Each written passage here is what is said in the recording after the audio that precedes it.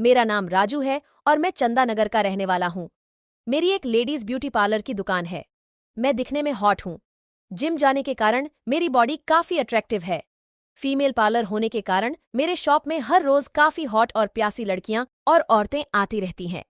ये बात 4 महीने पहले की है। शाम का वक्त था, तभी एक लेडीज आई। उसकी उम्र लगभग 26 साल होगी। वो शादीशुदा थी। वो दिखने में बहुत ही हॉट थी। उसका फिगर अपनी ओर आकर्षित कर रहा था। उसे देखकर थोड़ी देर के लिए मेरा मन डोल सा गया था। उसके अंदर आते ही मैंने पूछा, जी भाभी, बताइए क्या करवाना है। वो बोली, जी मुझे फेसिंग करवानी है। रजिस्टर एंट्री के लिए मैंने उनसे उसका नाम पूछा। उसने अपना नाम श्वेता बताया। मैंने कहा, ठीक है श्वेता भाभी, आप उस कुर्सी पर बैठ जाइए। मैंने कहा, भाभी जी आप रिलैक्स हो जाइए। श्वेता भाभी कुर्सी पर रिलैक्स होके बैठ गई। मैंने पूछा, श्वेता जी आपको कैसा फेशियल करानी है। श्वेता भाभी बोली, फुल फेशियल कर दीजिए। मैंने कहा, ठीक है भाभी। फिर मैं कुर्सी के पीछे गया और फेशियल करने लगा। कुछ देर बाद उसके आईब्रो बनाने के लिए आगे आया। बनाने के दौरान मेरा हाथ उसके बॉल से टच हो जाता था। वो मुझे देखकर मुस्कुरा देती थी। लगभग 45 मिनट के बाद भाभी का फुल फेशियल हो गया। उसने मुझे रुपए दिए और जाने लगी। फिर अचानक उसे कुछ याद आया और मुझसे कहा, आपका नाम क्या है। मैंने कहा, भाभी मेरा नाम राजू है। फिर वो बोली, अपना नंबर दे दीजिए मुझे, अगर कोई जरूरत होगी तो बात कर सकती हूँ। मैंने श्वेता भाभी को अपना नंबर दे दिया। 5 दिन बाद रात के करीब 8:30 बजे मुझे कॉल आया।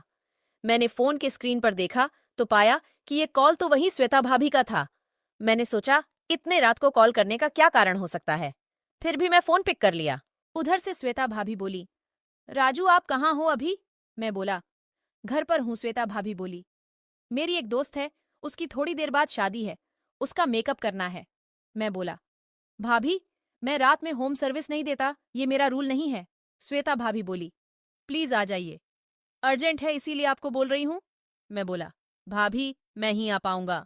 फिर श्वेता भाभी बोली, आ जाओ, तुम्हारी जितनी फीस होगी उससे 2 गुना दूंगी। जब उसने फीस 2 गुना की बात की तो मैंने सोचा, क्या हो जाएगा, 1 या 2 घंटे की बात है। 2 गुना फीस भी मिल रही है। ऐसा करता हूँ, चल ही जाता हूँ। मैंने भाभी को बोला, ठीक है भाभी मैं आता हूँ, अपना एड्रेस मुझे मैसेज कर दीजिए। भाभी बोली, ठीक है भेज देती हूँ। घर पहुंचकर मैंने डोर बेल बजाई और जब गेट खुला तो सामने श्वेता भाभी थी, जो उस दिन आई थीं। भाभी आज ज्यादा ही हॉट लग रही थीं, बिल्कुल किसी फिल्म की हीरोइन लग रही थीं। उसने मुझे अंदर बुलाया। भाभी तो आज क्या मस्त हूर की परी लग रही थीं। वो काली साड़ी में थीं। अंदर गया और हम दोनों सोफे पर बैठ गए। श्वेता भाभी कहाँ है वो जिनका मेकअप करना है। भाभी बोली, उस दिन जो आपने पहली बार मेरा फेशियल किया था, सच में बहुत अच्छा लगा था आपके हाथों से। आज आप उसी से भी ज्यादा अच्छा से मेकअप कर दीजिए। बस दुल्हन को देखकर कोई कुछ बोल ना सके कि इसमें कुछ कमी है। मैंने पूछा, आपने बोला पहली बार, इसका क्या मतलब हुआ। भाभी बोली, आपने जो फेशियल किया था वो मैंने पहली बार करवाया था, जो कि मुझे बहुत ही अच्छा लगा था। मैंने कहा, पहली बार का मतलब क्या आपने इससे पहले कभी मसाज नहीं करवाई थी। तो वो बोली कि मैंने कई बार मसाज कराई है, पर इतना मजा और सुकून नहीं मिला था। मैंने पूछा, वो क्यों।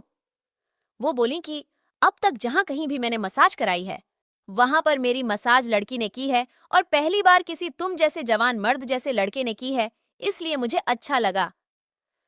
मैंने महसूस किया कि भाभी की आंखों में वासना के भावना तैर रहे थे। उनके मुंह से जवान मर्द कहते समय मैंने महसूस किया कि भाभी की आंखों में वासना के डोरे तैर रहे थे। मैंने कहा, शुक्रिया भाभी, कहाँ है बुलाइए, न जल्दी से काम निपटा के घर भी जाना है। भाभी बोली, उसकी तो फुल से भी ज्यादा फुल करानी है, जरा रुको तो आ रही है वो, तब तक मुझसे ही बातें कर लो। चलो रूम में चलते हैं। मैंने कहा, ठीक है, पर एक समस्या है। भाभी बोली, क्या समस्या है। मैंने कहा, काम के वक्त मैं गाउन पहनता हूँ, चूंकि मैं घर पर था और गाउन दुकान में, इसलिए नहीं ला पाया, सीधा यही आ गया जिससे लेट ना हो जाए। भाभी बोली, मेरे पति का गाउन है, आप वो पहन लीजिए। मैंने कहा, ओके दे दीजिए। श्वेता भाभी अलमारी खोली और अंदर से वो अपने पति का गाउन निकालकर मुझे दे दिया और वो बाथरूम चली गई। मैं भी गाउन पहन लिया और वहीं भाभी का वेट करने लगा। मैं यह भी सोच रहा था कि आखिर वो लड़की कहाँ है जिसका मेकअप करना है। फिर दूसरा ख्याल आता कि हो सकता है उसकी शादी दूसरे जगह हो रही हो। इतना सोच रहा था कि तभी भाभी रूम के अंदर आई। मेरी नजर श्वेता भाभी पर पड़ते ही मेरे होश उड़ गए। भाभी मेरे सामने सिर्फ ब्रा और पैंटी में थीं। मैं बस उसे नीचे से ऊपर देखा ही जा रहा था। मैं भूल गया कि मैं क्या करने आया था। उसकी बॉडी किसी अप्सरा से कम न थी। मेरा मन उसकी ओर फिसलने लगा। उसे पाने की ललक जाग उठी। मन कर रहा था सब कुछ भुलाकर बस इसको पा लूं। फिर भी मैंने खुद को संभाला और मैंने खुद को बोला, राजू ये गलत है। फिर मैं खुद को संभाले हुए भाभी से कहा, भाभी ये सब क्या है? आपने मुझे मेकअप के लिए बुलाया था और आप ये क्या कर रही हो? श्वेता भाभी बोली, राजू तुम मुझे पहली नजर में तुमसे प्यार हो गया था। मैं तुमको चाहने लगी हूँ, तुमको पाना चाहती हूँ। ये बात तुमको फोन पर भी बोल सकती थी, पर हिम्मत नहीं हुई। तब मैंने सोचा कि तुमको किसी बहाने से अपने घर पर ही बुला लूं, इसलिए मुझे ये सब करना पड़ा। अगर तुमको बुरा लगा हो तो मुझे माफ कर दो। मैंने कहा, भाभी आप शादीशुदा हो, आप जो करने जा रही हो ये गलत है और पाप भी। मैं मानता हूँ कि आप दिखने में बहुत ही खूबसूरत हो, पर मेरी भी कुछ मर्यादा है जिसे मैं कभी भी तोड़ नहीं सकता। इसीलिए भाभी ये सब मैं नहीं कर सकता, गलत है। फिर भाभी बोली, राजू मेरे पति अक्सर बाहर ही रहते हैं। मेरी भी कुछ ख्वाहिश होती है जिसे पति के सिवा और कोई पूरा नहीं कर सकता। इसी कारण मैंने तुमको बोला। तुमको देखने के बाद तुम मुझे अच्छे लगे। सोचा अब मेरी मंजिल मुझे मिल गई है। मैंने भाभी से कहा, भाभी ये सच है कि मैं भी आपसे प्यार करता हूँ। आप जो चाहती हैं मैं भी चाहता हूँ, लेकिन इस तरह किसी को धोखा देकर करना गलत है। अगर कोई जान जाएगा इससे आपकी भी बदनामी होगी और मेरी भी। ये बात आप खुद समझ सकती है। श्वेता भाभी रोने लगी और बोली, तुम ही बताओ कि मैं क्या करूं। मैं जानती हूं कि ये बात तुमसे नहीं करना चाहिए, पर मैं बस तुमको ही अपना मानती हूं। मुझे समझने की कोशिश करो राजू। मैंने बोला, भाभी मैं समझ सकता हूं आपकी हालत अभी क्या है, लेकिन आप ही बताओ कि एक को धोखा देकर खुद को खुश करना ये कहाँ का इंसाफ है। हाँ, ये बात अलग होती जब आप तलाकशुदा होती, तब ये सब संभव था, मगर अभी के हालात में ये सब संभव नहीं है। मुझे माफ कीजिए श्वेता भाभी। फिर मैंने अपने कपड़े को चेंज किया और वहां से अपने घर की ओर रवाना हो गया। भाभी मुझे एकटक देखती रह गई। अपने घर आने के बाद मुझे सारी रात नींद नहीं आई। मैं बस श्वेता भाभी के बारे में सोचता रहा। फिर करीब 5 बजे मेरी आंख लग गई और मैं सो गया। सुबह 7 बजे अलार्म बजने पर मैं उठा और हर रोज की तरह अपने काम में व्यस्त हो गया। करीब महीना बीतने के बाद शाम के 7 बजे का वक्त था। मैं अपनी दुकान बंद करके ताला लगा रहा था। अचानक मुझे महसूस हुआ कि मेरे पीछे कोई खड़ा है। मैं झट से पीछे मुड़ा तो देखा मेरे सामने श्वेता भाभी अपने एक हाथ में सूटकेस ली खड़ी है। मेरी नजर उस पर पड़ते ही वो मेरे गले से लग गई। तभी मुझे कुछ समझ में नहीं आ रहा था।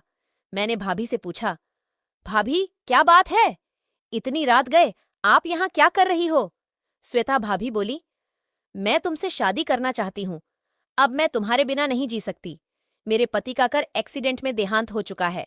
तुम्हारे जाने के 4 दिन बाद जब वो ऑफिस ट्रिप से घर आ रहे थे तो रास्ते में ही उसका एक ट्रक के साथ एक्सीडेंट हो गया। अब मैं बिल्कुल अकेली हो गई हूँ। अब मेरा तुम्हारे सिवा कोई नहीं है। क्या तुम मुझसे शादी करोगे? इतना कहकर वो फूट फूट कर रो पड़ी। मैं भी उसे सांत्वना देने लगा। उसके पीठ को थपथपा रहा था। उसकी बातों को सुनकर मुझे भी बहुत दुहक हुआ। आखिर मैं भी तो इंसान ही हूं। उसने मेरी आंखों में देखा और एक आंस भरी नजरों से मेरी तरफ देखने लगी। उसके आंखों में मुझे निस्वार्थ प्रेम नजर आ रहा था। मैंने हाँ में अपना सिर हिलाया और उसे गले से लगा लिया।